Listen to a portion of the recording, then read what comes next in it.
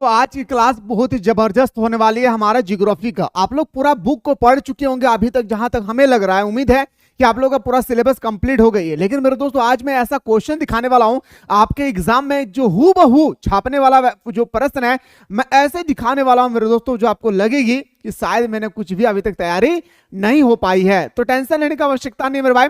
Missile classes के application पर जाइए, जल्दी से प्ले स्टोर से मिसाइल क्लासेस के आपको डाउनलोड कर लीजिए। डाउनलोड करने के बाद आपका क्रैश कोर्स जो आप लोगों का चल रही है सुबह और शाम दोनों टाइम पे, इस क्रैश कोर्स को आप लोग ज्वाइन करके सिलेक्टेड क्वेश्चन के साथ सुबह और शाम दोनों टाइम हमारे साथ लाइव क्लास में जुड़ करके इंपॉर्टेंस क्वेश्चन को प्राप्त करके अपने एग्जाम में मेरे दोस्तों बेहतर तरीके से आप मार्क्स ला सकते हैं। सारा यहाँ पे सिलेक्टेड क्वेश्चन आप लोगों को प्रोवाइड किया जा रहा है। तो लेट ना करें, जाएं ज्वाइन करें। कोई भी दिक्कत होगी डिस्क्रिप्शन बॉक्स में व्हाट्सएप नंबर दिया गया है, उस व्हाट्सएप नंबर पे आप लोग को क्लिक करके व्हाट्सएप कर लेना, हमारी टीम आपको हेल्प करेगी। सबसे पहला मैं आज कुछ क्वेश्चन दिखाने वाला हूं इतिहास का। यह आपका इतिहास का जो आप लोगों का प्री टेस्ट का एग्जाम होने वाला था मेरे दोस्तों, मैंने गेस किया था और हूबहू वही क्वेश्चन छप चुकी है। शायद आप लोगों को नजर नहीं आ रहा, बाकी जो एप्लीकेशन से तैयारी कर रहे हैं यहाँ पे मैं सारा क्वेश्चन डाल दूंगा, चाहे वो फाइनल क्वेश्चन, फाइनल एग्जाम का क्वेश्चन हो, या प्री टेस्ट का हो, या प्री बोर्ड का हो, या मेरे दोस्तों एसए2 का हो, या एसए1 का हो। सारा क्वेश्चन मैं आप लोगों को यहाँ पे डाल दूंगा। डोंट वरी, टेंशन लेने की आवश्यकता नहीं है। तो थोड़ा सा आप लोग सबसे पहले देखिए, ये आप लोग का क्वेश्चन था मेरे दोस्तों 30 क्वेश्चन। पूरा कितना क्वेश्चन है भाई? पूरा का पूरा आप लोगों का 30 क्वेश्चन थी। देखिए, मैं एक क्वेश्चन सेट में मैं आपको पढ़ के सुना रहा हूं कि निम्नलिखित में से किसने संस्कृतिक व्याकरण पर अष्टमी नामक ग्रेट रचना की है। तो मैंने आप लोगों को बताए थे भाई, पन्नी बताए थे भाई। तो इस तरह से आपका 30 क्वेश्चन थी। ठीक है, कितना क्वेश्चन था? 30 क्वेश्चन। इधर भी आप लोग देख सकते हैं इजिली से 30 क्वेश्चन। अब सब्जेक्टिव में देखिए मेरे भाई क्वेश्चन कैसे पूछा गया था। थोड़ा सा ऑब्जेक्टिव को मैं डिलीट कर दे रहा हूं। ठीक है, सब्जेक्टिव देखिए मेरे भाई, सब्जेक्टिव से बहुत आदमी डर रहे भाई। मैंने कहा था मेरे दोस्त कि जितना मैं बता रहा हूं आप लोगों को एप्लीकेशन पे उतना कर लेंगे, यकीन मानिए उससे बाहर आपके पेपर में क्वेश्चन नहीं छपेगी, अगर आपने हमारे क्लास सही तरीके से अगर देखे होंगे तो। स्टोरी बेस्ड जो मैंने आप लोगों को स्टडी कराया था। देखिए, पहला क्वेश्चन पूछा गया था कि मोहनजोदड़ो के विशाल स्नानागार के विषय में आप क्या समझते हैं। यह आपका विषय के बारे में बताना है। सबसे पहले आप देखिए मेरे भाई, याद रखिएगा पहला क्वेश्चन। देखिए, ये जो आप लोगों का क्वेश्चन है, पहला क्वेश्चन ये था। दूसरा, कलिंग युद्ध का अशोक के जीवन पर क्या प्रभाव पड़ा, ये था सर आपका क्वेश्चन था। बहुत ही आसान क्वेश्चन थे मेरे भाई, मैंने बहुत बेटर तरीके से आप लोगों को समझाया था। ये आप लोगों को इतिहास का है, ये मैंने गेस किया था, सारा क्वेश्चन हूबहू छप गई है। अरे कुछ ना हो मेरे भाई, 2016 से लेकर 2024 8 साल का तो एक्सपीरियंस, कुछ तजुर्बा तो होगी ना हमारे अंदर में मेरे भाई।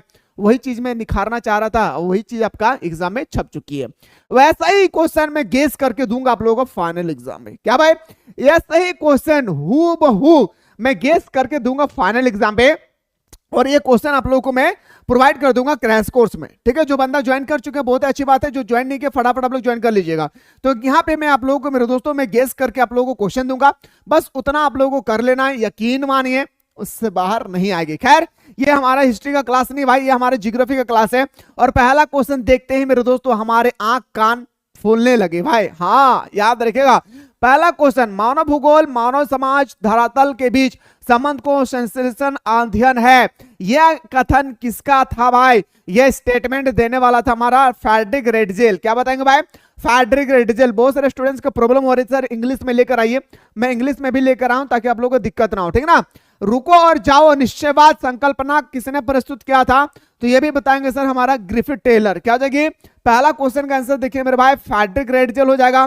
दूसरा क्वेश्चन हमारा हो जाएगा सर ग्रिफिथ टेलर। क्या बताएंगे गुरुजी? Griffith Taylor. ऐसा ही क्वेश्चन आएगी। ठीक ना, चलिए।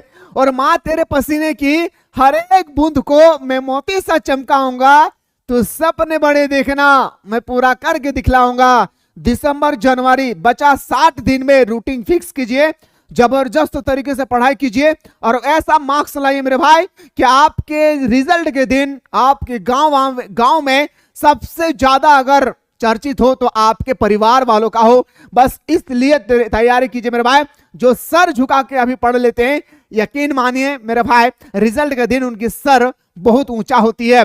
इसलिए मेरे दोस्तों सिर्फ ये मत समझिए कि मेरे रिजल्ट है, नहीं, आपके पूरे परिवार के रिजल्ट है, नहीं, आपका पूरा फैमिली का रिजल्ट है, नहीं, आपका पूरा गांव का रिजल्ट है मेरे भाई। आपके ऊपर डिपेंड करेगी, आप ये लोग निर्भर करेंगे। अरे ये बच्चा जब इतना मार्क्स ला सकते हैं तो हमारे बच्चा क्यों नहीं ला सकते हैं? मेरे दोस्तों इस बात को यकीन दिलाइए अपने गांव वालों को कि शिक्षा क्या है भाई, एजुकेशन पावर क्या है। ये आप तब दिला सकते हैं मेरे भाई जब आप सर झुका के अभी पढ़ना शुरू कर देंगे। 60 दिन बचा है, बहुत समय है, यकीन मानिए।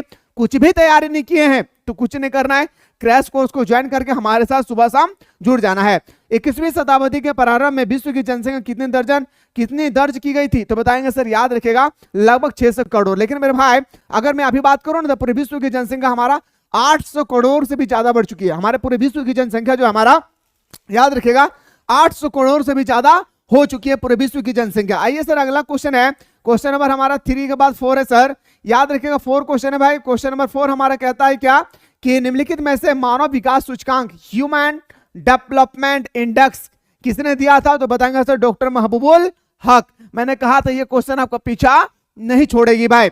याद रखिएगा ये कहां के रहने वाले हैं, तो बताएंगे सर पाकिस्तान का, इसको भी याद रखिएगा भाई। अगला क्वेश्चन दौड़ते हैं सर, मानव विकास के मुख्य उपागमों में किसे सम्मिलित नहीं किया गया है। मानव उपागम जो होती है भाई इसमें किसको सम्मिलित नहीं किया गया है, तो उत्पादकता उपागम, क्या भाई बताएंगे सर, उत्पादकता उपागम जो है इनको शामिल नहीं किया गया है। और ये तो मेरे दोस्तों मैं आप लोगों को ऑब्जेक्टिव बता रहा हूं, सबसे इंपॉर्टेंट बनती है हमारा, याद रखिएगा सब्जेक्टिव, क्योंकि सब्जेक्टिव में 3 टाइप का क्वेश्चन आती है, very short question, long question, इतना सारा क्वेश्चन आती है भाई।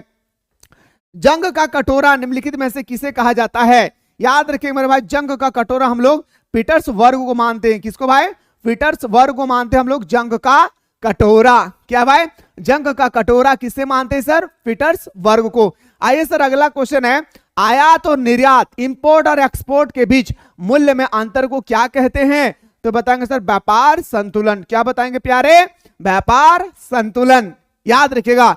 अगला क्वेश्चन पे आते हैं सर, हिमछादित क्षेत्र में स्लेज गाड़ी को खींचने के लिए किन पशुओं का मदद ली जाती है। स्लेज गाड़ी को खींचने के लिए मेरे भाई कुत्ते और एवं रेनडियर का प्रयोग किया जाता है। जो पर्वतीय एरिया होती है ना भाई, वहां तो कोई घोड़ा गाड़ी तो चलेगी नहीं भाई, वहां पे तो कोई जीव जंतु सही तरीके से जीवित नहीं रह पाते हैं, तो हमारे एक रेनडियर आती है भाई, याद रखिएगा, जो एक्चुअली इसके अंदर में इतनी ताकत नहीं होती है कि वो खींच सके, लेकिन बर्फ इतनी होती है मेरे भाई, थोड़ा सा लुढ़का देने से वो दौड़ना शुरू हो जाती है।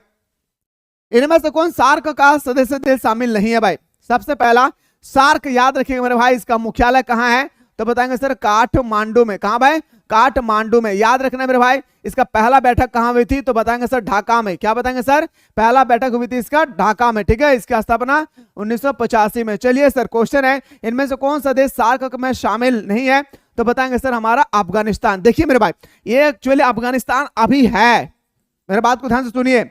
ये आपका जब कहा गया ना, देखिए पहला हमारा भारत था, मालदीव था, पाकिस्तान था, याद रखिएगा भारत के जो पड़ोसी देश है ना सब शामिल है। अफगानिस्तान भी भारत का पड़ोसी देश में से एक मान के चलिए आता है भाई, तो अफगानिस्तान को शामिल किया गया 2007 में, ठीक है। एक्चुअली ये भी है, लेकिन आपसे पूछा गया जो नहीं है, वर्तमान समय में नहीं पूछा गया, जब नहीं था तो बताएंगे सर 2007 में हमारा अफगानिस्तान को भी शामिल किया गया, इसलिए हमारा अफगानिस्तान क्या होगी, सही उत्तर हो जाएगा।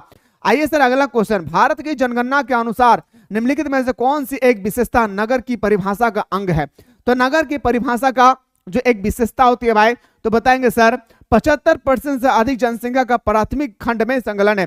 प्राथमिक खंड का मतलब मेरे दोस्तों जैसे कृषि करना, प्राथमिक खंड कहां पाया जाता है सर, तो बताएंगे सर ये हमारा ग्रामीण इलाके में ज्यादा पाया जाता है। कहां गुरुजी, बताएंगे सर ग्रामीण इलाके में। जितना ज्यादा हो सके मेरे दोस्तों शेयर कीजिएगा।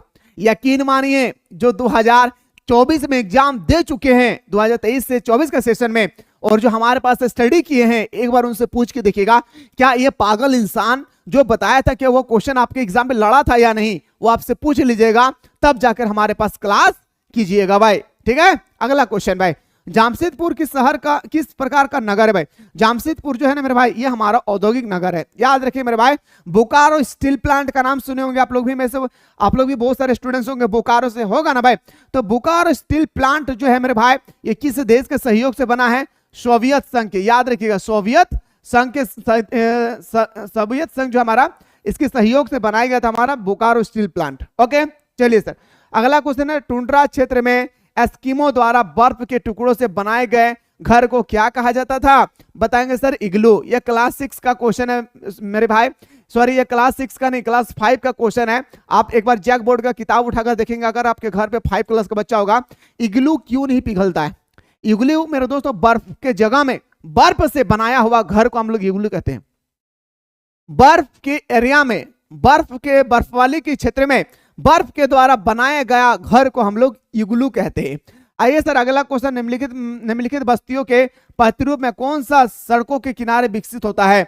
तो बताएंगे सर रेखीय बस्ती। अच्छा, सड़क के किनारे क्या होगा भाई? रेखीय होगा। नदी के किनारे क्या होगा भाई? रेखीय बस्ती होगी। सिंपल सी बात है। अगर मैं कहूं सर पहाड़ में क्या होगा? तो सीढ़ी नुमा होगा भाई।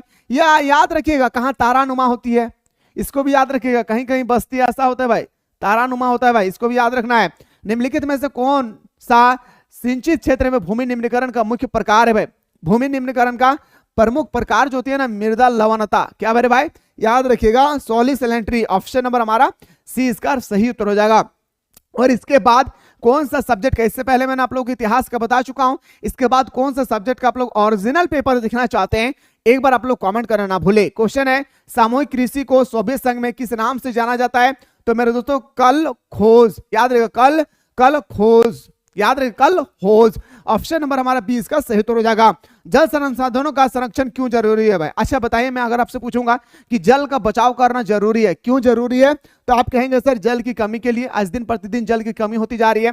स्थानीय और ऋतु आवास असमानता है। जब बारिश होना चाहिए उसमें बारिश नहीं होती है, तो हमें ऋतु की आवश्यकता होती है भाई। ठीक है। बढ़ती मांग और तेजी से फैलते हुए प्रदूषण के कारण भी होती है। तो मतलब बोल सकता हूं सर हमारा सही उत्तर हो जाएगा ना, ऑप्शन नंबर डी हमारा राइट आंसर हो जाएगा। क्या हो जाएगा प्यारे? ऑप्शन नंबर डी हमारा सही उत्तर हो जाएगा। अगला क्वेश्चन पे आते हैं सर। क्वेश्चन है कि स्वर्ण कोलर, यकीन मानिए 2025 के एग्जाम में ये छपेगी भाई। स्वर्ण कोलर कहे जाने वाले व्यवसायिक किस सेक्टर के उप विभाग होते हैं? तो बताएंगे सर, याद रखिएगा तृतीय सेक्टर का। मेरे भाई प्राथमिक क्रियाकलाप, द्वितीय क्रियाकलाप, तृतीय क्रियाकलाप, चतुर्थ क्रियाकलाप, इन चारों क्रियाकलाप को अच्छी ढंग से पढ़ लेना है। ठीक है। यह आपके एग्जाम पे हर हाल में आएगी, ऑब्जेक्टिव में भी आएगी, सब्जेक्टिव में भी आएगा, याद रखिएगा। और एक क्वेश्चन में बता दे रहा हूं कि भारत में कृषि व्यवस्था की कैसे भूमिका है, भारत में जल संरक्षण के बारे में बताइए। ये सब कॉमन क्वेश्चन है मेरे भाई। जैसे चाय की खेती के लिए, कपास की खेती के लिए, चावल की खेती के लिए, ये सब कॉमन क्वेश्चन है जो हर साल बार बार पूछे जाते। क्या भाई? हर साल बार बार पूछे जाते, तो इस सबको याद रखना है। उद्योगों की जननी किस खनिज को कहा जाता है? उद्योगों की जननी मेरे भाई लो अयस्क को कहा जाता है। क्योंकि कोई भी उद्योग अगर ओपन करना चाहते हैं, कोई भी फैक्ट्री अगर आप बसाना चाहते हैं, तो बिना स्टील, बिना लोहा के आप कोई फैक्ट्री को बसा नहीं सकते हैं। आइए सर अगला क्वेश्चन, निम्नलिखित में से किस स्थान पर पहला परमाणु ऊर्जा स्टेशन स्थापित किया गया था? तो बताएंगे सर तारापुर में। कहां गुरुजी?